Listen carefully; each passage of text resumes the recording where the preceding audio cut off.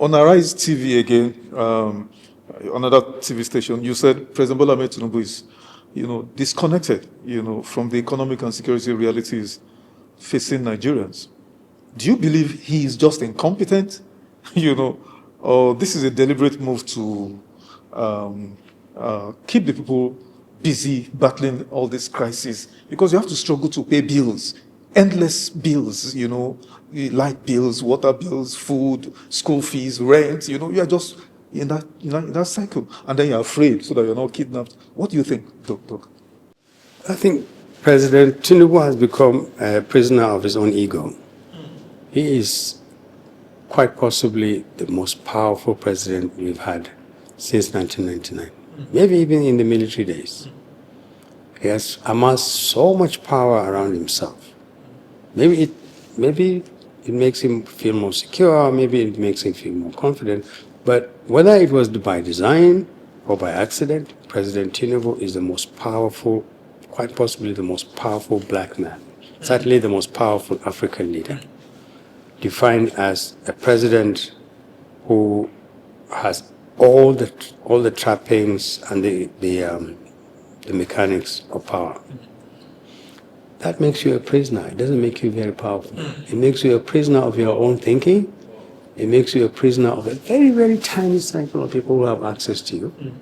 It makes you a prisoner of poor advice, which you can't avoid. And it locks you out. It doesn't allow you to know what is going on. Perhaps I don't know him well enough to even guess about his psychology. I think he feels either by design or by accident, power gives him security and comfort. But President Tinubu, yes, I will repeat this, is isolated, clearly from all his utterances and a lot of the policies that he takes. He is completely out of touch with Nigerians. Now, there must be people behind him who are doing a lot of the things that are advising him to do a lot of the things that he's doing. Somehow I think they're getting away with it. I'll give you one example. Today, as we begin to get into the high third gear and fourth gear of this competition for 2027, President Tinubu has amassed 32 governors. Poached some, forced some, cajoled some, bribed some to join his party by promising them that they will be re-elected. And now he's facing a crisis of affluence. He's filled his party up with very powerful politicians. For every important position, governor, senator, house, you had 6 or 7 people, all of them qualifying or ambitious for that position. When he was doing this, somebody ought to have said to him, Mr. President, if we fill up our room with all these people, what happens when we have to decide the few that get this ticket? We will implode. And we've said here with you, when we were talking, we said APC will implode. And APC is imploding. Right before our eyes. Yes. So whoever was advising President Tinubu that the way to go, sir, so that you can be guaranteed coming back in 2027, is get all these governors to join you. First, they represent the vital link between you and 2027. False. They don't. They are as guilty as he is. And they are as disliked by a large number of the people as he is. So that was a false assumption, that if you get all the governors, poach all the governors from other parties, and they come over to you and they are guaranteed seats, 2027 is yours. That is a very fallacious thinking, and they are paying the price for it as we speak. I know how many APC people have been knocking on our door in PRP who have lost out in the competition, saying, can we come in? And then we're saying, sorry, the guidelines don't allow us to let you in. There was a time when you could have left and joined us, and maybe some of you could have made it here, but we can't. And that is poor advice. That's poor decision making.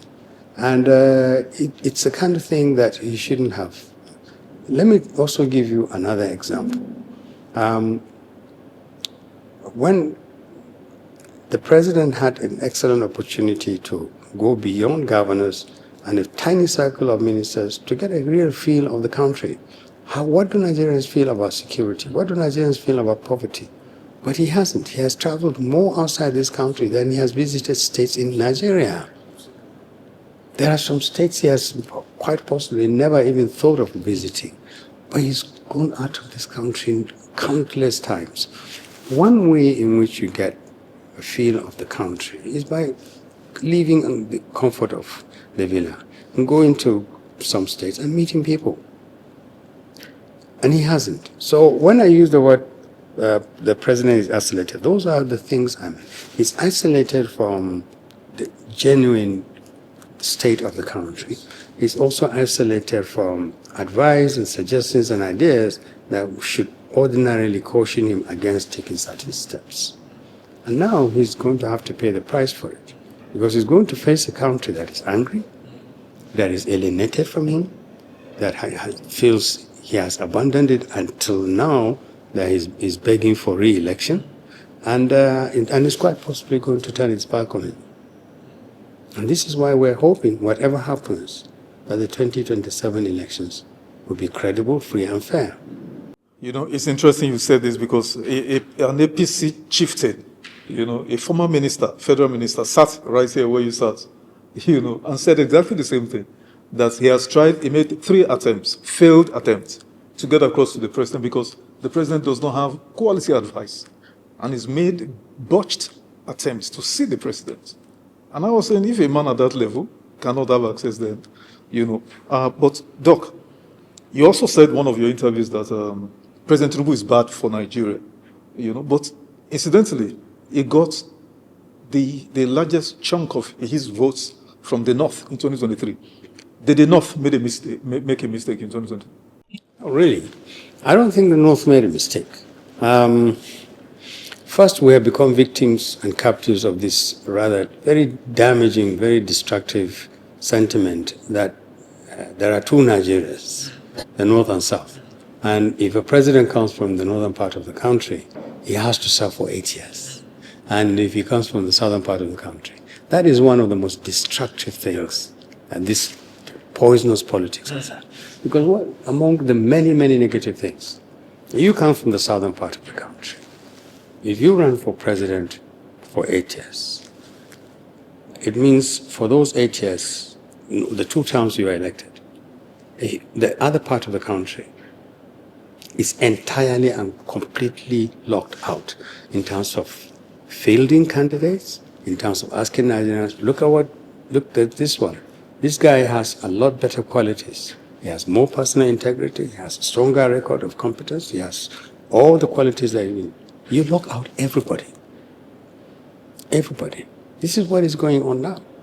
Everybody is saying, no. This is the turn of Tinubu must be 8 years. Yes. So no northerner should even dare. Yes. Dare. Yes.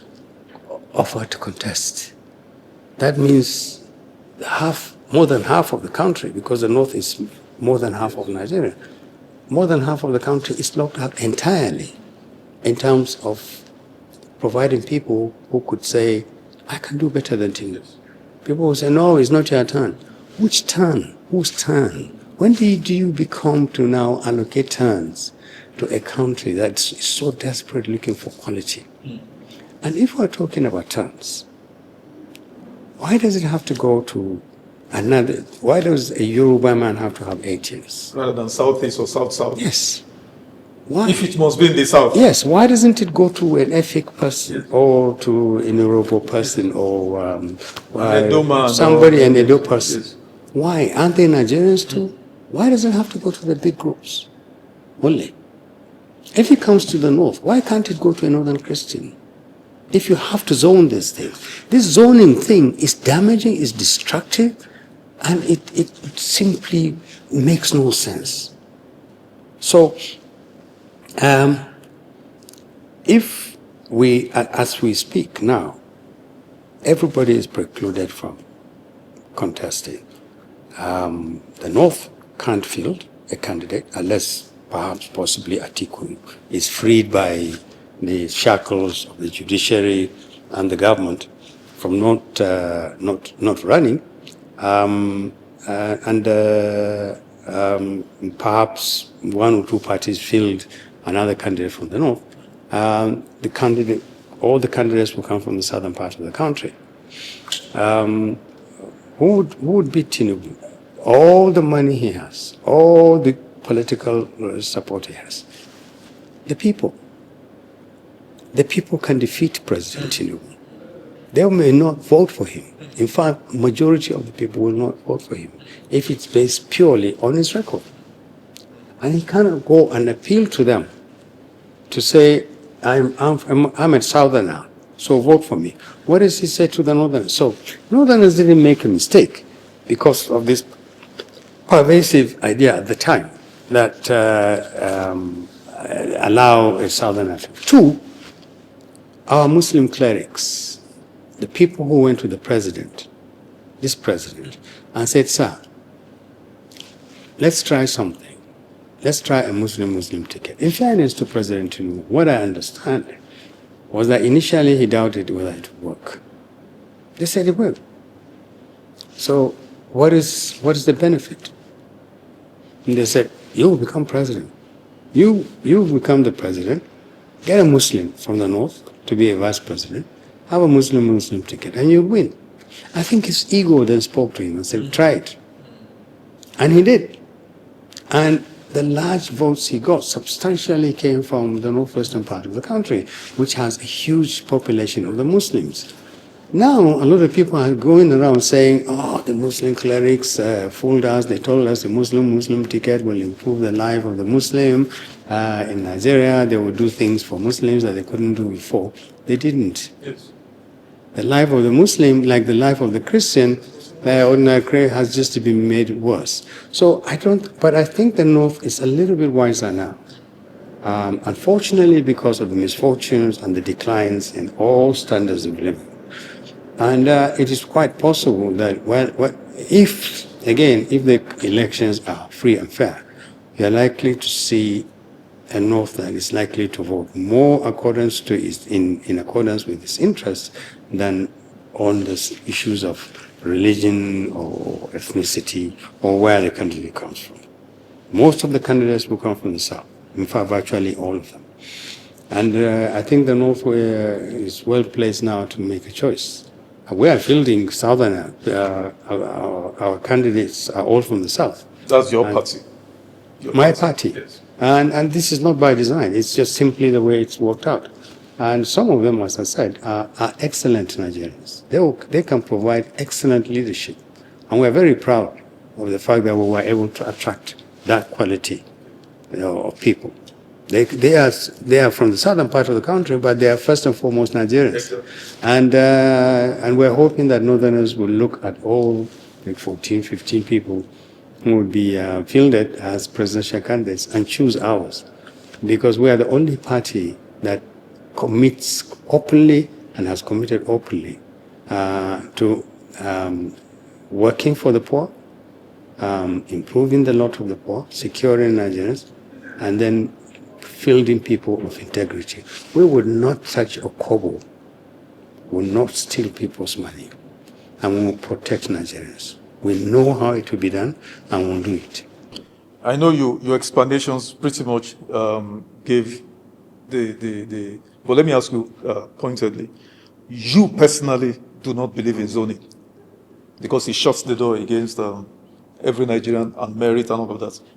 Yes. I mean, look, there are certain circumstances where zoning ensures a little bit higher level of equity.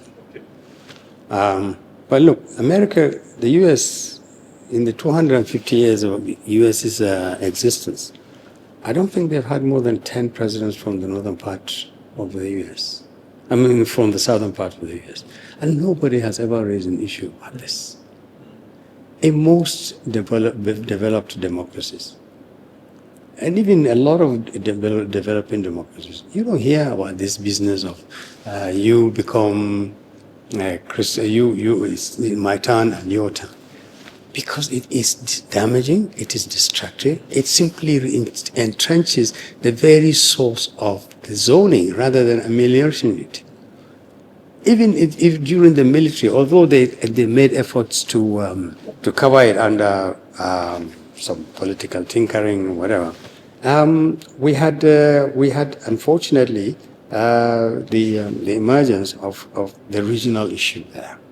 This has been an obstacle for Nigeria's growth and development.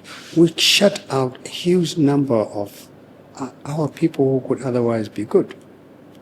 If we had an excellent, 2 or 3 excellent Southerners, people from the southern part of the country, who competed for against Buhari in 2019. I was then the spokesman of the Northern Elders Forum. And the Northern Elders Forum went out and built up, we created an event here in Abuja that involved Northern Elders Forum, Afenifere, Ndibo, Middle Belt Forum, and we met at the Hilton, the other Hilton. Pandef, if I'm not mistaken. Pandef. We met and we said to Nigerians, don't vote Buhari back. This was after his first 4 terms, like now. Yes. At this point where Tinubu is. Yes. We met in public and it was spearheaded by the Northern Elders Forum. And we were Northerners. We said, don't vote for Buhari. His record in the first 4 years have been disastrous for Nigerians. We were denounced by a lot of people from the, they want somebody from the southern part. We said, we want anybody who's better than Buhari. But don't vote for Buhari. This man's record from 2015 to 2019 do not suggest that he can get this country better. And it turned out that we were right. So this zoning thing doesn't have a basis. In terms of creating, allowing the emergence of good people.